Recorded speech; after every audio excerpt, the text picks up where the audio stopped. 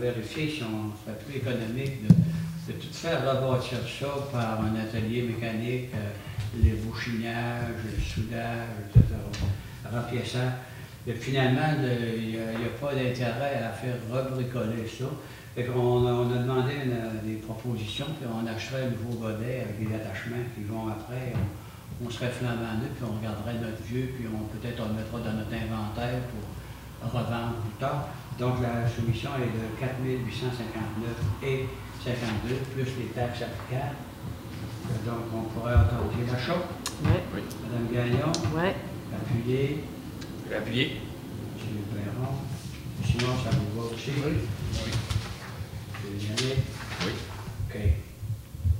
Alors, dans le budget de 2016, on avait prévu faire pour un certain nombre de dépenses importantes pour les trottoirs qui sont quand même là, détériorés considérablement. Ce qu'à ce moment ici, on pourrait autoriser la direction générale à procéder à un appel d'offres public pour réaliser la réfection des trottoirs.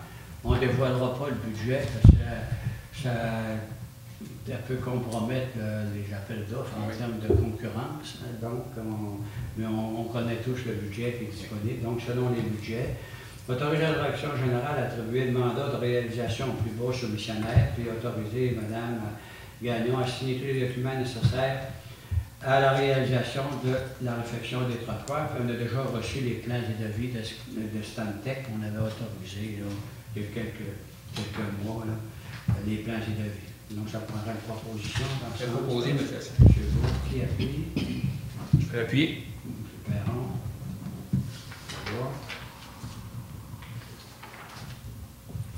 On a reçu une demande d'un agriculteur qui détient le... Je n'avais pas passé, non? Je l'avais passé, OK. 13.1.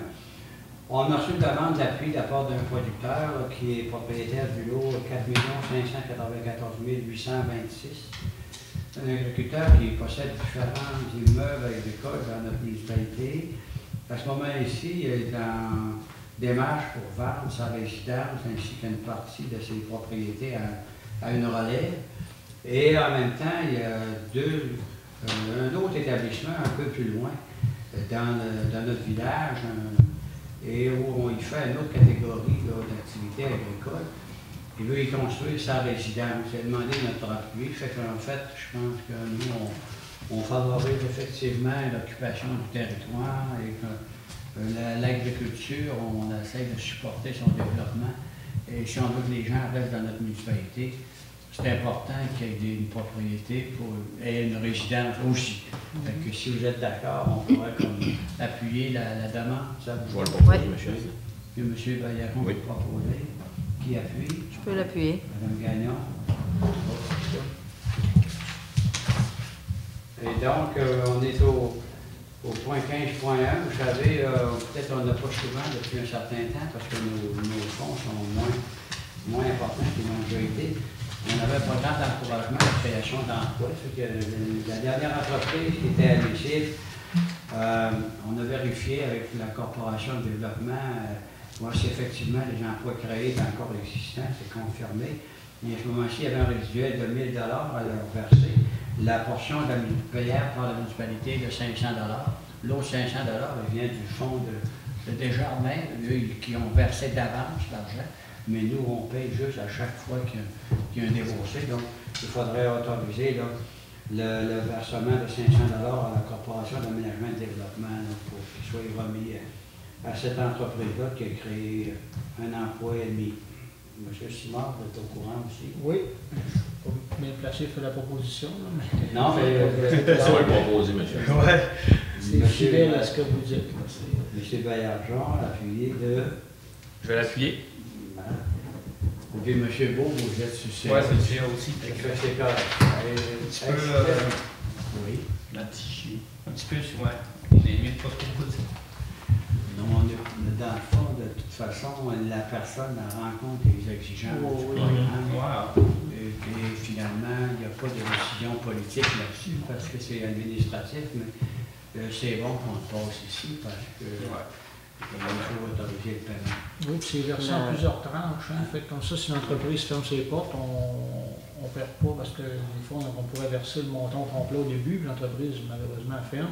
Mais là, c'est versé, puis il faut que l'entreprise signe une reddition de compte avec la secrétaire de la corporation pour confirmer que les emplois existent toujours, puis là, on verse les montants. Donc, ça protège. On en connaît qui ont malheureusement fermé leurs portes et on n'a pas versé à ce moment-là. Ça, on garde l'argent, on pas qu'il y en a un autre qui dure un peu longtemps. On les donne à ceux qui... Madame Lano, vous avez une question? Oui, hein? le fonds Desjardins, là, il nous reste-tu encore beaucoup de sous là-dedans? On doit...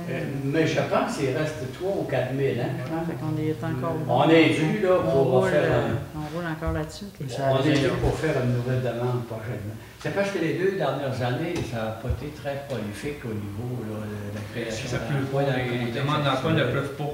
Hein? Il y en reste encore plein. Il y a une couple. C'est correct, On a- c'est correct. Ceux qui ont- En prochain, c'est le des projets de création d'emploi. Oui. Il faut être sollicité. En fait, lorsque quelqu'un crée un emploi, on donne 4 000 si c'est un résident de la Dorée, l'employé qui est embauché, 3 000 si c'est un résident de l'extérieur. Et quand c'est un emploi saisonnier, on donne 2 000, puis quand c'est un résident de la Dorée. Puis quand c'est quelqu'un qui vient de l'extérieur, on donne 1500, mais c'est étalé sur 3 ans, je pense. Pour éviter que si quelqu'un il y a un échec après un an, ben, on se trouve à conserver nos billes pour une durée plus rentable. Ça fait quand même un bon 10 ans.